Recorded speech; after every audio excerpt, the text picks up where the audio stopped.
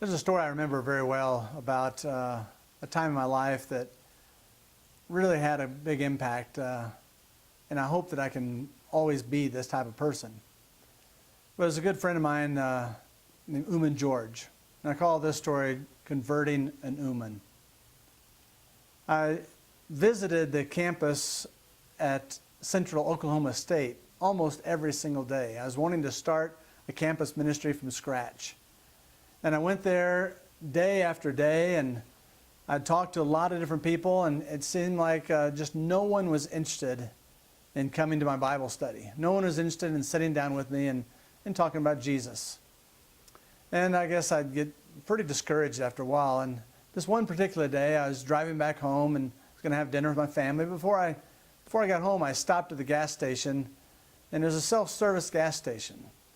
And I filled up my tank with gas, and I went to the little booth where you pay the man, and there was a man sitting inside. It was a little bitty booth. There's a little hole down below the plexiglass, and I'd have to bend down and talk to him through that hole.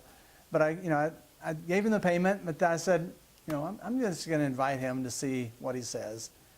And I said, pardon me, my name is Preston, what's yours? And he says, my name is Oommen. I said, Oommen, would you like to come to a Bible study I'm starting up on campus over at Central Oklahoma State? He goes, I don't know, maybe. And, I was so excited because normally somebody says maybe, just doesn't come. But that was the best response I'd gotten in a couple of weeks. And I was just so excited. So I determined that I needed gas very regularly. When my tank was just even half full, I would stop there and I would talk to Oommen again. I'd say, hey, Oommen, I was wondering, my Bible study is this coming Thursday at noon. Can you come? He says, I'll try. But, sure enough, Thursday would come and go, and he wouldn't come. But he did make the mistake of telling me where he lived. And he lived in one of the dormitories there on campus. So I purposely went over there, knocked on his door, and said, Oommen, remember me? I'm the guy from the gas station we met, and you said that you might come to my Bible study sometime. So anyway, I was just trying to start a conversation, just trying to find anything that we had in common. And I noticed that he had a tennis racket hanging on the dorm wall there, and I said, hey, do you like tennis? I love to play tennis. He says, no, it's my roommates. And I said, oh, okay. And I looked there, and I saw some weights on the ground, and I like to lift weights every once in a while. I said, hey, do you lift weights? Maybe we can do that together. And he says, no, that's my roommates too. And I said, well, Oommen, what do you like to do? And he says, well, I like to play soccer. I've never played soccer in my life. I don't even know how it works. But I said, well, when do you play? And he says, well, actually, we're having an intramural game, this coming Saturday morning. And so I said, I'm going to try to be there. I went home and I told Sandy, I said, Sandy, if it's okay, I want to take you and Christy, my little baby girl is just a year old. I said, and I want us to cheer for Oommen in his intramural soccer game. Sure enough, we show up. We're the only people there. It's an intramural game, and there's no fans. But we were the only people there, and we were cheering for Oommen. Go Oommen, you can do it, And it was just so funny because I think he was really tickled that we came. And, he's got some fans there. Matter of fact, in that game, he actually slipped and fell and broke his arm in the game. So that was unfortunate. But it wasn't too long after that, maybe a month or two, that I was still kind of trying to build this friendship with Oommen. And he kept saying he'd come, but probably never came. But I said, Oommen, my daughter is having her first birthday. It was November the 1st, 1984.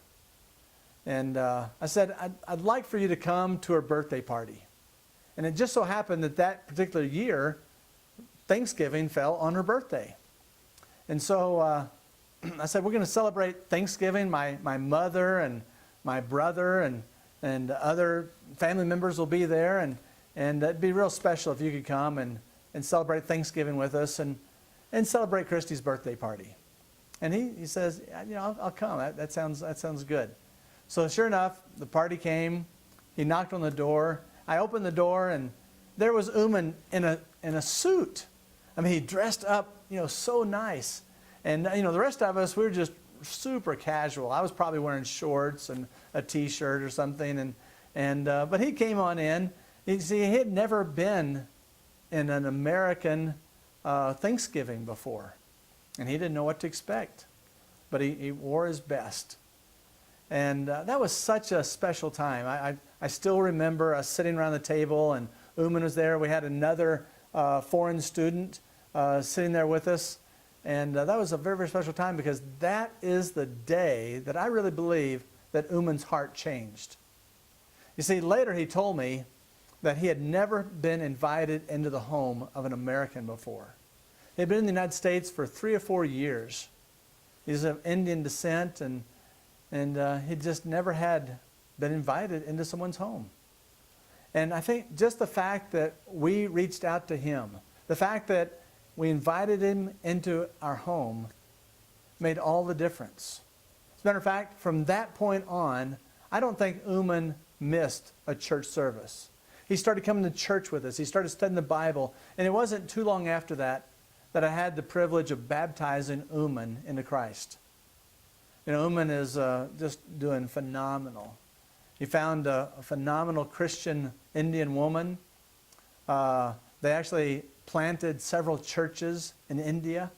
He went into full-time ministry, and even today he serves in full-time ministry in Grand Rapids, Michigan. But that's my story, and I got to go back and remind myself of what it took to convert an Oommen. And that's basically just being a good friend. Being a good friend and letting them know that you care.